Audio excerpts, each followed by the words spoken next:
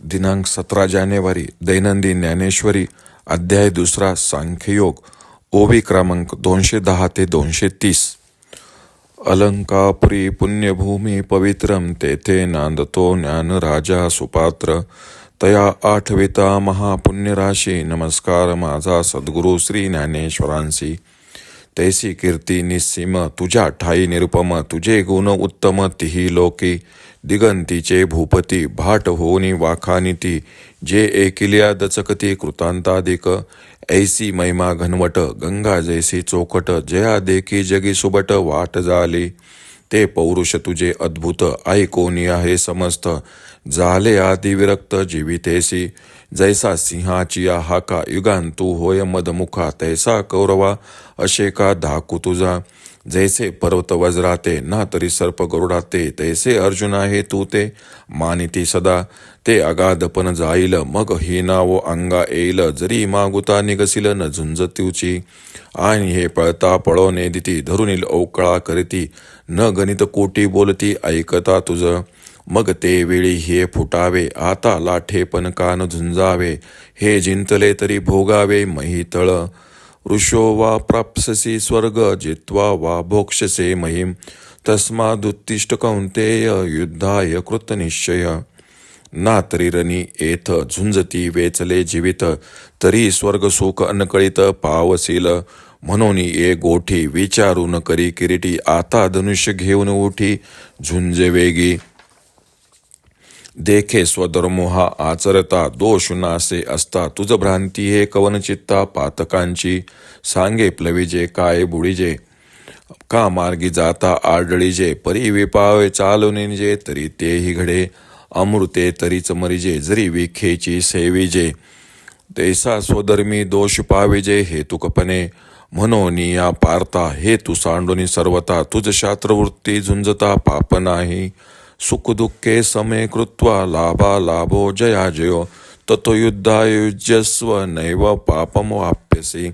सुखी संतोषान यावे दुःखी विषादान भजावे आणि लाभा लाभ न धरावे मना माझी एथ विजय पण होईल की सर्वता देह जाईल हे आधीची काही पुढल चिंतावे ना आपण या उचिता स्वधर्मे राहटता जे पावे हे निवांता सहावनी जावे ऐसी मने होवावे तरी दोषून घडे स्वभावे म्हणून आता झुंजावे निभ्रांत तुवा ऐशा ते विहिता सांख्ये बुद्धिर्योग त्विमा शृणु बुद्ध्या युक्तो यहा पार्थ कर्मबंध प्रहास्यसी.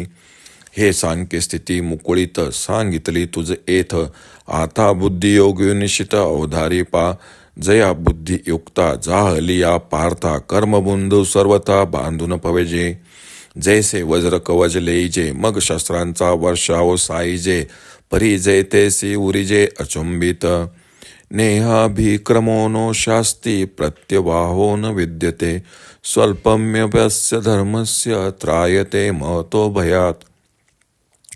तैसे ऐक तरी न नाशे आणि मोक्षुतो उरला असे जेत पूर्वानुक्रम दिसे चोखाळत कर्माधारे राहाटीजे परी कर्मफळ न निरीक्षिजे जैसा मंत्रोन्नून बांधिजे भूतबाधा दिया परी जे सुबुद्धी पुजालिया निर्वधी हा अस्ताची उपाधी आकळू न सके जेतन संचरे पुण्य पाप जे सूक्ष्म अति निष्कंप गुणत्रयादी लेपन लगती जेथ अर्जुना ते पुण्यवशे जरी अल्पचिरुदय बुद्धी प्रकाशे तरी अशेषे नासे संसार भय व्यवसायित्माका बुद्धी रेकेह कुरुनंदन बहुशाक्यहनंतश्च बुद्धयो व्यवसायिनाम.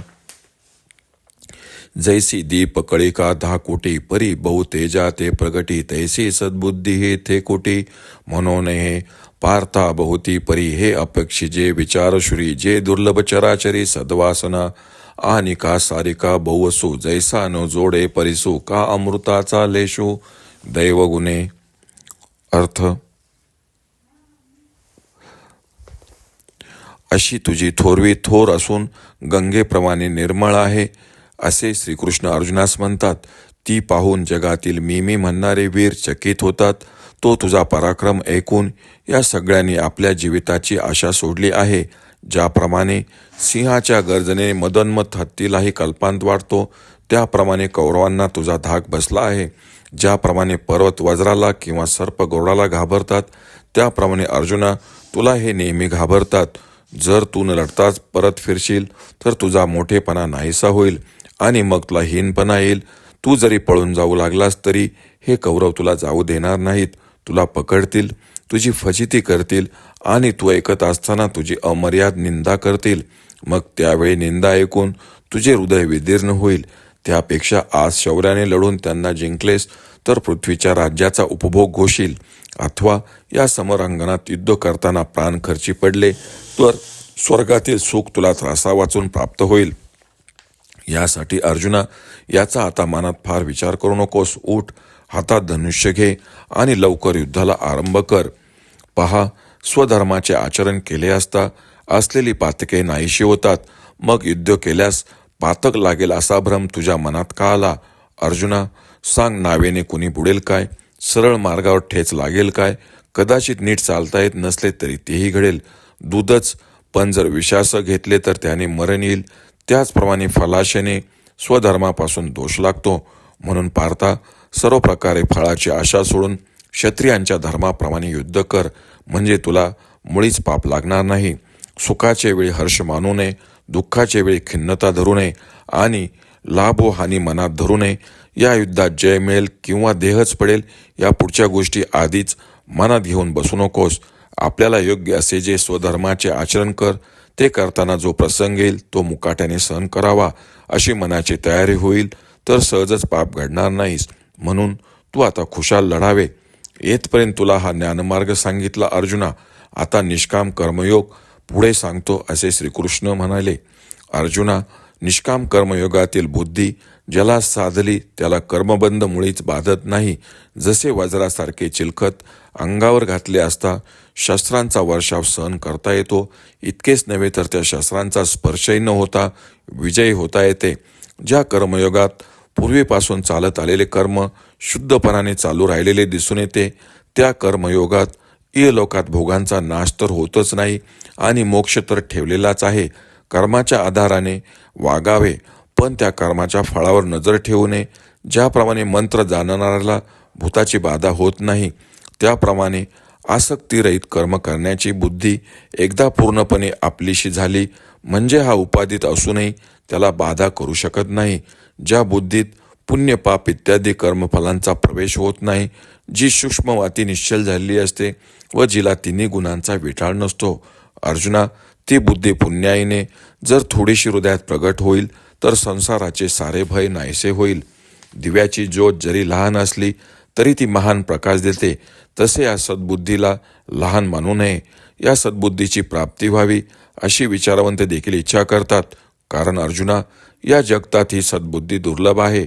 ज्याप्रमाणे इतर वस्तू पाहिजे तितक्या मिळतात पण परीच जसा मिळत नाही, किंवा अमृताचा थेंब मिळण्यास तसाच दैवयोग लागतो. ओम श्री रुक्मिणी पांडुरंगाय नमः. ओम श्री नानराज माऊली नमः.